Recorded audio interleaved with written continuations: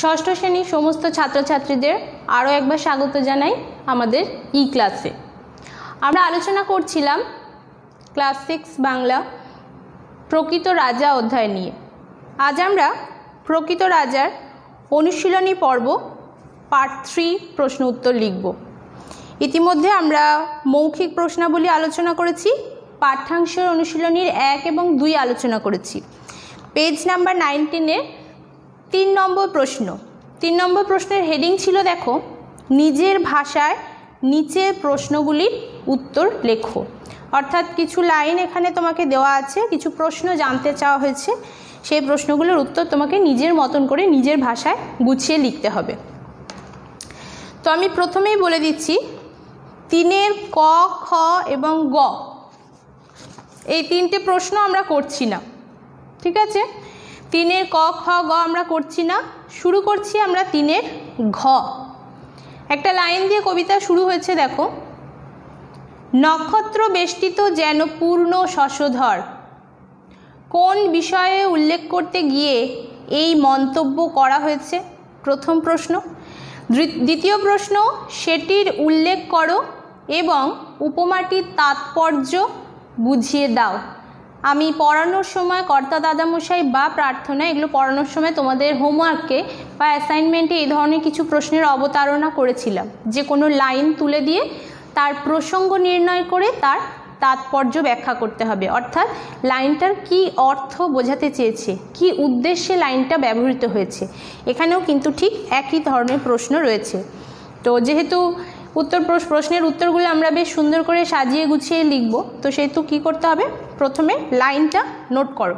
প্রশ্নে যে লাইনটা আছে সে লাইনটা নোট করো। নাম্বার দাও 3-এর ঘ। লাইনটা অবশ্যই সিঙ্গেল ইনভার্টেড কমার মধ্যে রাখবে।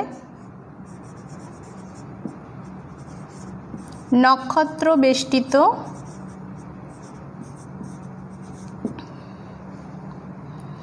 যেন পূর্ণ শশধর।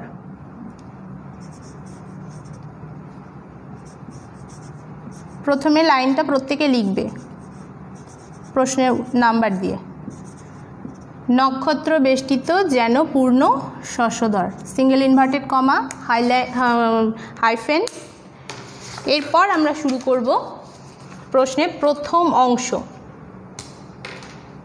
আমি বলেছি পার্ট কোশ্চেন থাকলে, একাধিক কোশ্চেন থাকলে আমরা এই ধরনের বক্স বা সার্কেল বা স্টার ব্যবহার করে পার্টগুলোকে আলাদা করে চিহ্নিতকরণ করতে পারি। তো প্রথম প্রশ্ন কি ছিল? কোন বিষয়ের উল্লেখ করতে গিয়ে এই মন্তব্য করা হয়েছে? রাজসভায়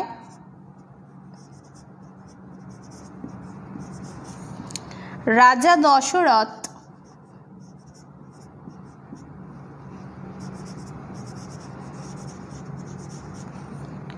ও রামচন্দ্রের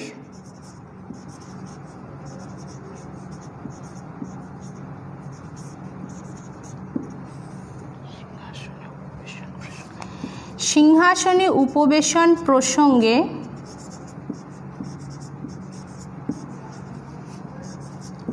উপবেশন অর্থাৎ বসা, সিংহাসনের উপবেশন প্রসঙ্গে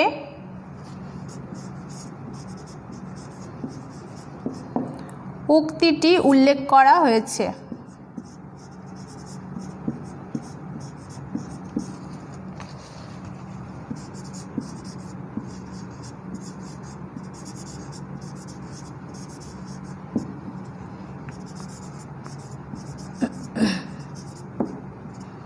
তাহলে 3-এর ঘয়ে প্রশ্নের প্রথম অংশ হলো। সেকেন্ড বক্স দিচ্ছি আমি সেকেন্ড পার্টের জন্য। সেকেন্ড পার্ট কি ছিল? সেটির উল্লেখ করো এবং উপমাটির তাৎপর্য বুঝিয়ে দাও। সেটির উল্লেখ আমরা ইতিমধ্যেই করেছি। এখানে একটাই প্রশ্ন ঘুরিয়ে দেওয়া হয়েছে দুবার, যে কোন বিষয়ের উল্লেখ করতে গিয়ে এই মন্তব্য, সেই বিষয়ের উল্লেখ আমরা করেছি এখানে ইতিমধ্যে।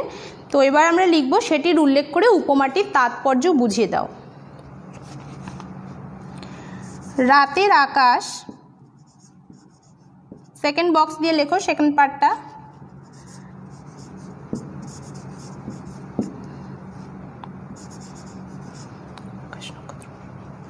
রাতের আকাশে নক্ষত্র বেষ্টিত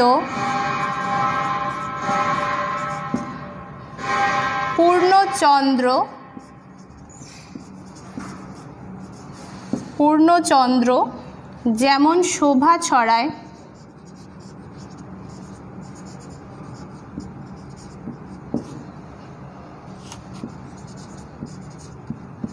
কমা দেবে একটা, অযোধ্যার রাজসভায়ও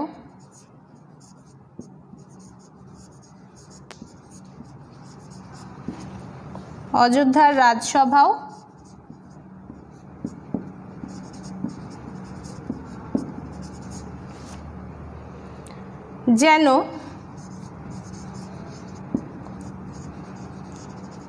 পাত্র মিত্র সভাসদ বেষ্টিত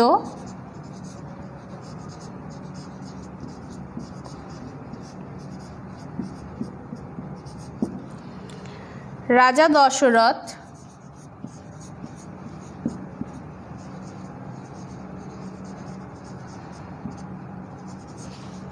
ও রামচন্দ্রকে নিয়ে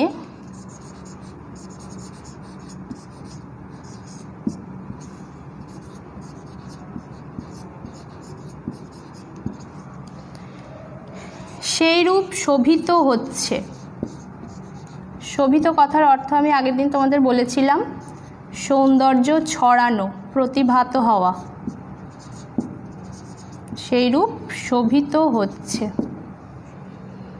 তাহলে কোন প্রসঙ্গে এটির উল্লেখ করতে গিয়ে বলা হয়েছে যে রাতের আকাশে নক্ষত্র বেষ্টিত পূর্ণচন্দ্র যেমন শোভা ছড়ায়, অযোধ্যার রাজসভাও যেন পাত্র মিত্র সভাসদ বেষ্টিত রাজা দশরথ ও রামচন্দ্রকে নিয়ে সেই রূপে শোভিত হচ্ছে।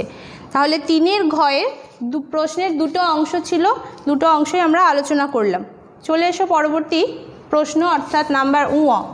এখানেও দেখো একটা লাইন দেওয়া হয়েছে এবং সেই লাইনটা ধরে কিছু প্রশ্ন তোমাদের কাছে জানতে চাওয়া হয়েছে। এভাবে ওরকমই আগের প্রশ্নের মতো পার্ট কোশ্চেন আছে, সেইভাবে আমাদের কমপ্লিট করতে হবে।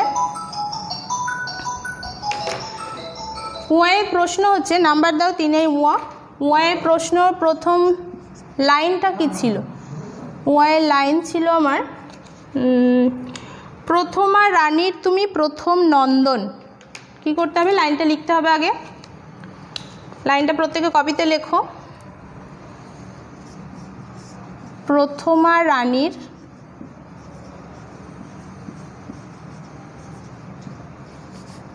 তুমি প্রথম নন্দন।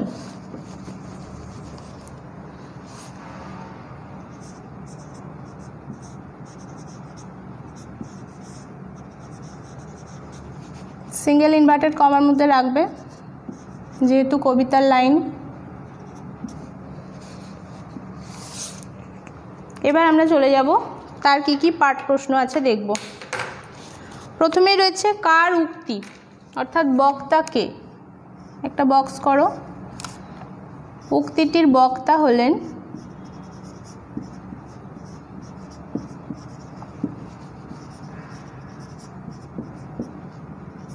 রাজা দশরথ।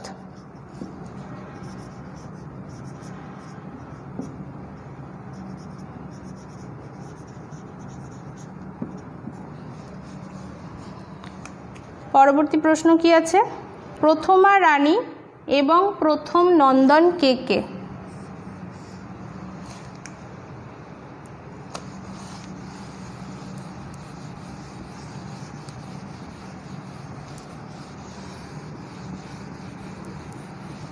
রাজা দশরথের 3 রানী ছিল, সে 3 রানীর মধ্যে প্রথমা রানীর নাম জানতে চাওয়া হয়েছে। প্রথমা রানী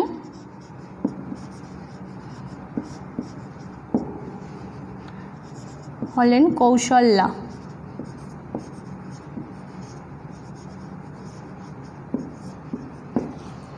এবং প্রথম নন্দন কে? অবশ্যই প্রথম নন্দন রানী কৌশল্যার সন্তান রামচন্দ্র। নন্দন কথার অর্থ পুত্র। প্রথম নন্দন হলেন রামচন্দ্র।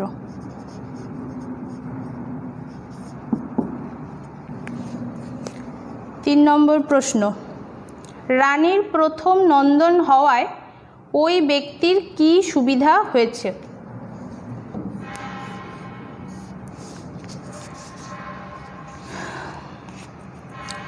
লেখো, রাজ্যের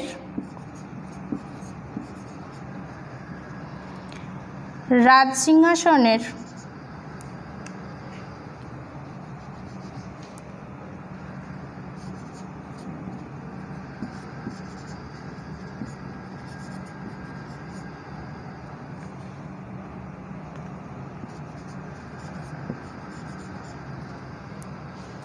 উত্তরাধিকার সূত্রে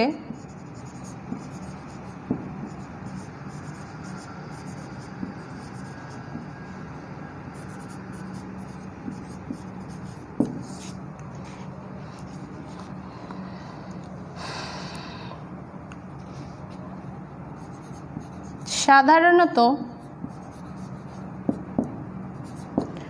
প্রথম বা জ্যেষ্ঠ সন্তানের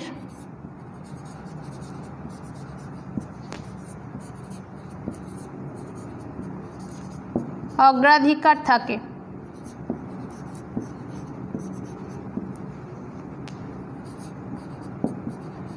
অগ্রাধিকার কথাটার অর্থ আগে অধিকার, সিংহাসনের উপর প্রথম দাবি বা অধিকার কার থাকে। তাহলে রাজ্যের রাজসিংহাসনের উত্তরাধিকার সূত্রে সাধারণত প্রথম বা জ্যেষ্ঠ সন্তানের অগ্রাধিকার থাকে। কবিতাতেও আমরা দেখতে পাচ্ছি রামচন্দ্রকে তিনি সেই হিসেবে অভিহিত করছেন। তাই রাজা দশরথ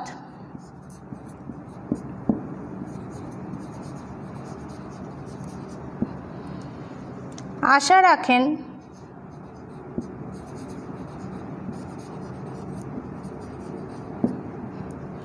তার প্রথম নন্দন অর্থাৎ রামচন্দ্র বা তার প্রথম পুত্র রামচন্দ্র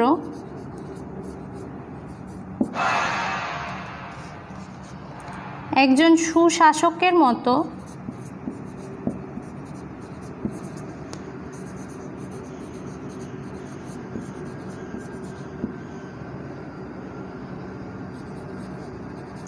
রাজ্য পরিচালনা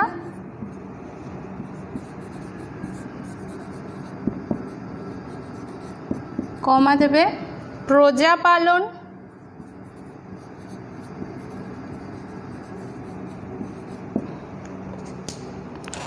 অত্যন্ত যত্নের সঙ্গে করবেন।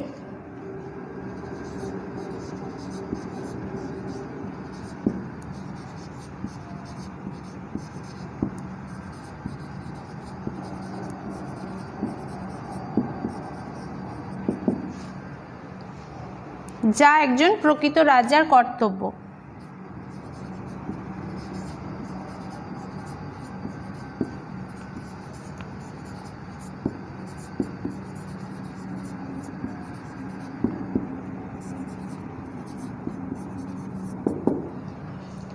কিছুই না, আসলে প্রশ্নটা একটু ঘুরিয়ে জানতে চাওয়া হয়েছে তোমাদের কি অভিমত। পুরো কবিতাটাতেই রাজা দশরথ রামচন্দ্রকে রাজা হওয়ার পূর্বে তাকে যে যে শিক্ষা দিচ্ছেন রাজনীতি, রাজধর্ম ইত্যাদি সম্পর্কে, সেই সম্পর্কে যে অভিমত তিনি রাখছেন রাজা, একজন সুদক্ষ রাজা যে যে অভিমত হওয়া দরকার যেরকমভাবে সুশাসকের, সেই জিনিসটাই এখানে জানতে চাওয়া হচ্ছে যে রাজা রামচন্দ্র যদি প্রথম পুত্র হয় বা প্রথম নন্দন হয় সেক্ষেত্রে তার কি সুবিধা হবে। আমি আরেকবার উত্তরটা পড়ে দিচ্ছি।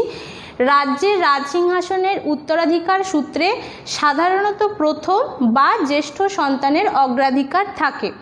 রাজা দশরথ আশা রাখেন তার প্রথম পুত্র রামচন্দ্র একজন সুশাসকের মতো রাজ্য পরিচালনা, প্রজা পালন অত্যন্ত যত্নের সাথে করবেন, যা একজন প্রকৃত রাজার কর্তব্য। আজকের ক্লাস এই পর্যন্ত। পরবর্তী ক্লাসে আমরা 3-এর বাকি যে প্রশ্ন দুটো আছে চ এবং ছ সেগুলো নিয়ে আলোচনা করব। ততক্ষণ তোমরা বাড়িতে এগুলো ভালো করে অভ্যাস করো।